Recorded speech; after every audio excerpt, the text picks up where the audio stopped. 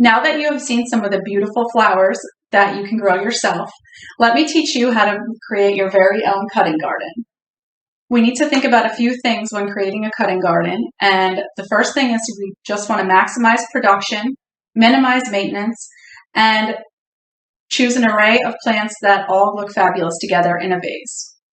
So the first thing we need to do is choose our location. You're going to want to choose a location that is sunny. You're going to need some railroad ties or stones to edge the garden, and some fencing to keep out any type of rodents such as bunnies or squirrels that might want to chew your plants. And the next step would be to amend your soil. You're going to want to check your soil to see what type you have. You could possibly have clay soil, which is very dense and hard for the nutrients to reach the roots of the plants. You could possibly have sandy soil, which the water and nutrients just rush right past the roots. Or your soil might be ideal, and you might not need anything but a yearly composting. If you have clay-like soil, you're going to want to use gypsum. You can get that at your local garden center, and you are able to just follow the directions on the back of the package. It's very simple, and then you should be good to go. If your soil is sandy, you're going to want to incorporate some manure to make everything come together, and so the nutrients don't rush past the roots. Okay, and the next part is the fun part, and that is choosing your plants. You could choose either annuals or you could choose perennials. Annuals only live for 1 year, but they have the most pop and are the best for cutting gardens, in my opinion. Perennials last year after year, and they're the most economically best way to choose your plants. Some annual options are sunflowers, zinnias, snapdragons. Some perennial options would be lilies or coneflowers or sea holly. And there's many options to choose from at your local garden center. Okay, now it's time to plant.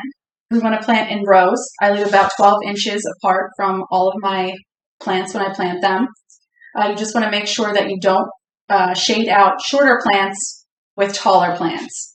And also, I usually put a little bit of fertilizer right in the hole to just give the plants a boost when to start them off growing properly.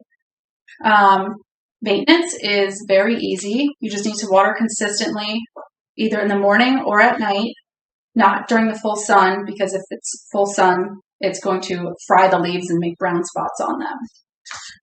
You just want to make sure that you are cutting your flowers regularly, because the more regularly that you are cutting your flowers, the more profusely they will bloom. And you also want to fertilize once a week, maybe with just some Miracle Grow in your sprinkler can. Very easy. This will just keep prolific blooming for the full season if you keep up with that. Also, as you are cutting them, you might want to think about getting rid of some of your spring flowers as the summer comes on and they fade out and stop blooming, and replace them with some late summer bloomers and fall bloomers. As you can see, planting a cutting garden is pretty straightforward and simple. You just want to prepare your site, plant your flowers, make sure you're watering consistently. And once the blooms start unfolding, you can start cutting and making those beautiful arrangements. Does this seem like something you might want to try, or something that might interest you? Now is the perfect season to start planting your garden. Yeah. Can you see yourself? You see yourself? Very nice, Jess.